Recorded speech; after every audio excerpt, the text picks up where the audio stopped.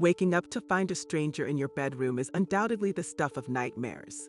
For 19-year-old Whitley French, a masked man holding a knife to her throat was just the beginning of hers.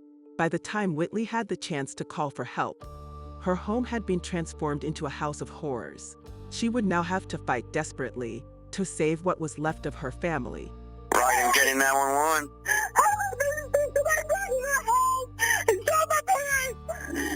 Somebody broke into your house and shot your parents? Yes.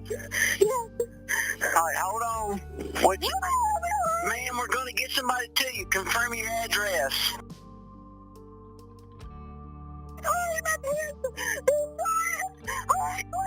Yes, ma'am. Ma'am, calm down. Calm down. Our dispatcher's gonna send you help, okay? Do you have any idea who it was? No, they came in my room and they started jumping on me and they were trying to cover my mouth. They took my phone and they ran. They had a gun and my parents, they heard me screaming and then they shot my mom and dad and then ran out the door. I don't know how they got in the house. They assaulted her and shot her parents. Yeah. What is your name? Ma'am. Whitley? I've got help on the way to you, okay? Okay. Please hurry. Sorry. Ma'am. Save me, Daddy. Save me. Okay. Ma'am. Ma'am, I need to know where she's hurt at. Can you give me some descriptions? My mother's shot. Where? He's shot in the shoulder. Can you get some cloth or something and put on it, okay? Okay. Alright. Subjects, did you see, did they leave in a car? I don't know. They just left out my front door. I don't know how they got in. They busted out your front door leaving? No. They opened the lock and shut it. I locked it back. I don't know how they got in because all the doors... So you don't know whether they're outside or which way they may have went? They just ran. They had a hood on their head. I don't know. Dark clothes, white or black? I couldn't see at all.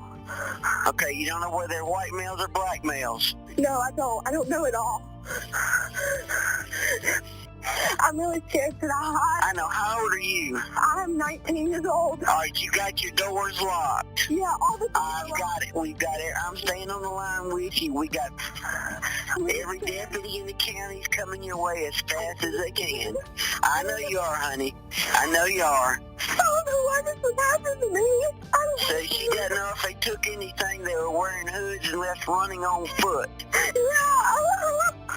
They just ran out the door. Okay. You're doing good, dear. Just try to stay calm. How old is your dad? My dad is... my dad is... He's 40. I think he's 47. My mom is 45. Okay. Are they almost here? I'm really scared. They're coming lights and siren, honey. They're coming as fast as they can, okay? I'm so scared. I know you are, dear. You got every right to be. Come back. Well, if they know they didn't get away with anything, you got your doors locked and just stay there. Do you have a weapon in the house with you? I don't know where my dad had. I think I know where the gun is, but I don't know where it is. Okay. I think I was shot in the arm. My arm is bleeding. I don't know. So you were shot in the arm too? I don't know. He didn't. I don't think he shot me. He might have cut me, but my arm is bleeding. But I'm fine. I'm just worried about my parents. Okay. I'm scared that he's watching me. Daddy. Okay, you got it, ma'am. You got to stay calm and keep bandages on him, okay? I am. I have the towel under his shoulder, and hopefully it's soaking the blood up. Okay, just tell him to keep it close to his body.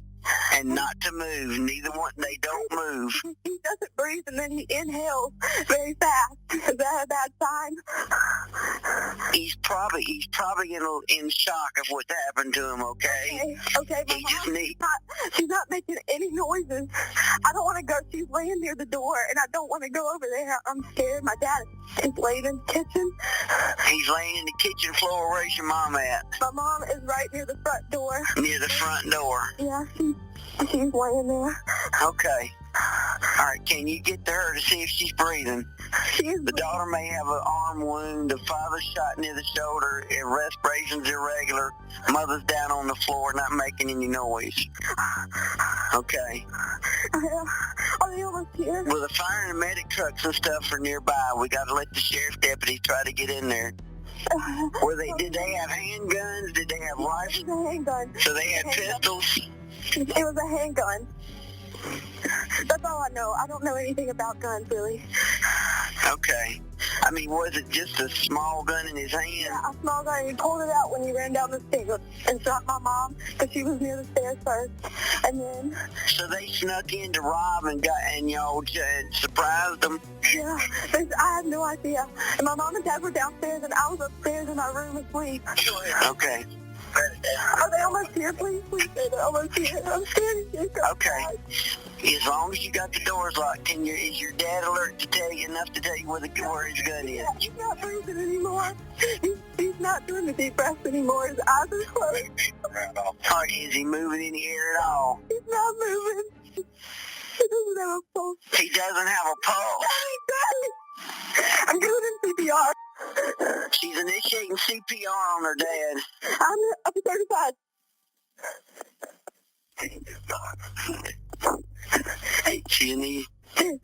She's initiating CPR. Is there a deputy there? Ma'am? Ma'am? No, we're not. Okay, don't let nobody in till I tell you to. Okay. I hear them coming. All right, she hears sirens.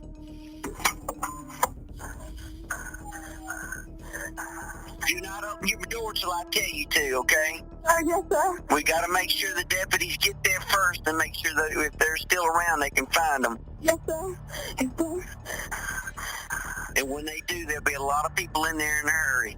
I know. You've been doing great there, okay?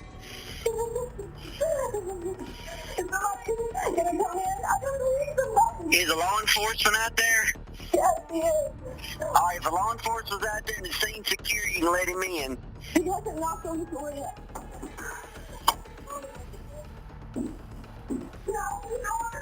If it's law enforcement, yes.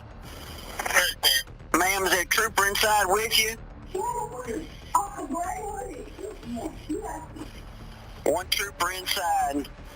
She's talking with him, but he's by himself. Ma'am? Yes.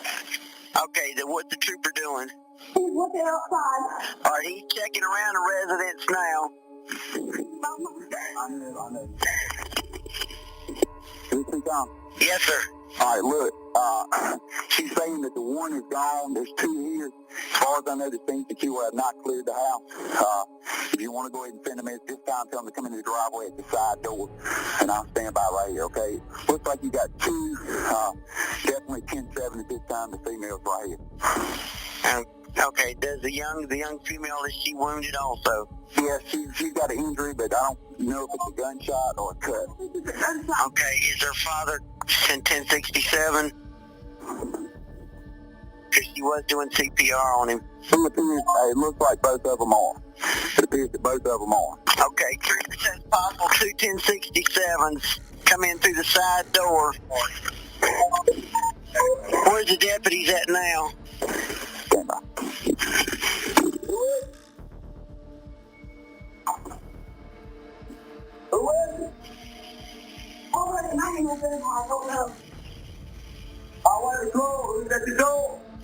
Okay, troopers talking to them. They come around to the side door.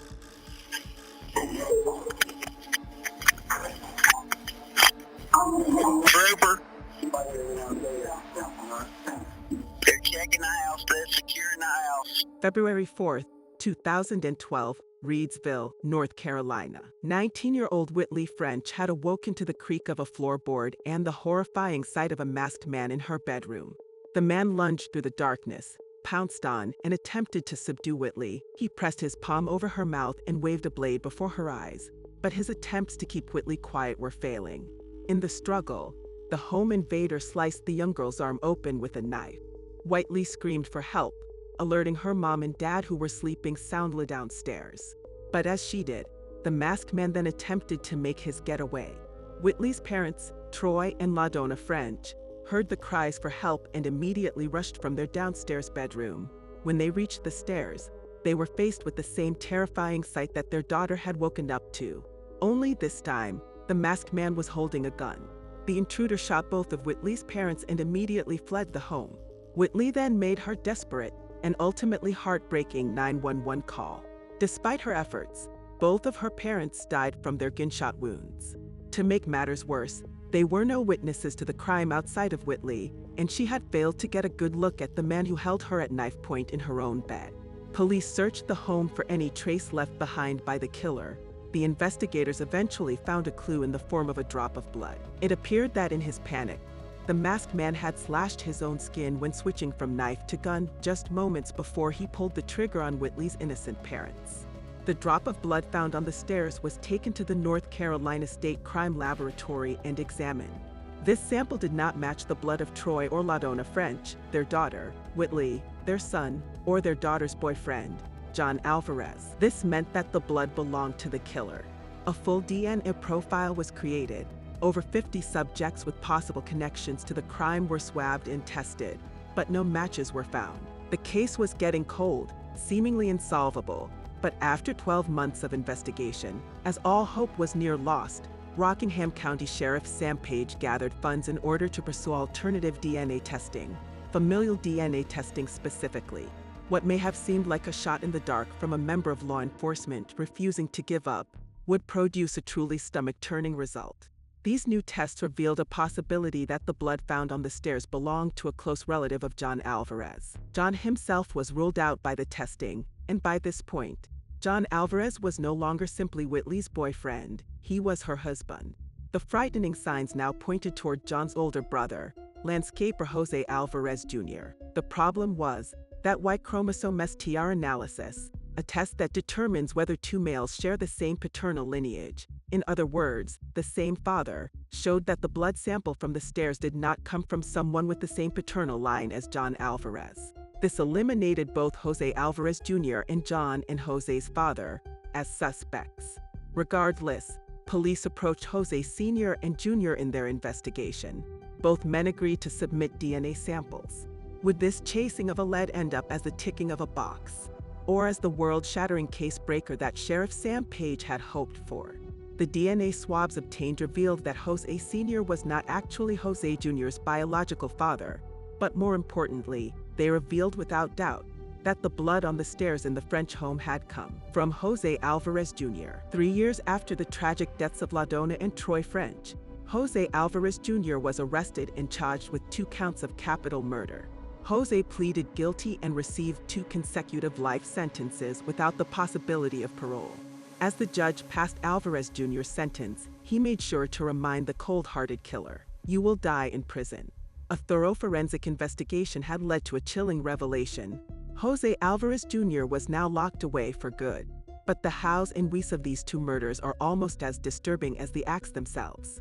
Jose Alvarez Jr. had initially visited the French home not via invite, and not even as the guest of his brother. The young man found his way there after reading the address on Whitley French's driving license.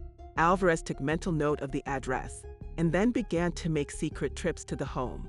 In the beginning, he would do so when the French family were away, but as time went on, Alvarez grew bolder and far more sinister in his approach. He became infatuated with the family, he developed an obsession with the smells inside the home, and found himself memorizing every detail of the interior. Alvarez would even sneak in to watch the family as they slept. This downright disturbing behavior went on for over 6 months. But how was this man with such a degree of separation from Whitley and her parents getting in and out of the house so frequently? And how was he doing so without being caught? During one of his unwelcome excursions, Alvarez found a spare key. He took it, made a copy, and then placed it back without a trace. This is not only how Alvarez made his way inside the home on the night in which he shot both LaDonna and Troy. It is also how he came into possession of Troy's handgun. The man of the French household had reported the 9mm pistol missing months prior to his death. He had no way of knowing that the man holding it at the time would be the same one to end his life soon after. LaDonna's sister spoke to Jose Alvarez Jr. in the courtroom as the sentence was passed, and her words captured just how close the two families remain, despite one member of one taking two lives from the other. You took my only sister, and you destroyed my family. You have made your own family suffer. I love your parents and brother, but you have broken their hearts. Troy's nephew, Kathy's son, was not so kind with his words. I'm glad you're not getting the death penalty. I'm glad you're going to rot in jail, and I hope you rot in hell. Jose Alvarez Jr. will spend the rest of his life behind bars. A killer has been brought to justice. But perhaps the scariest thing about this case is how long Jose had been making himself at home amongst the family he was going to destroy. Alvarez may never have planned on shooting Troy and LaDonna French that night. He may have simply been startled by Whitley's screams and saw no other avenue of escape. If this is the case, it only adds a more concerning question. What was Jose Alvarez Jr. planning to do in the French home that night? Most crimes are committed by someone you know. But not only did Whitley French know Jose Alvarez Jr., the frightful footnote to this crime is that the man who shot and killed her parents now rots behind bars as her brother-in-law.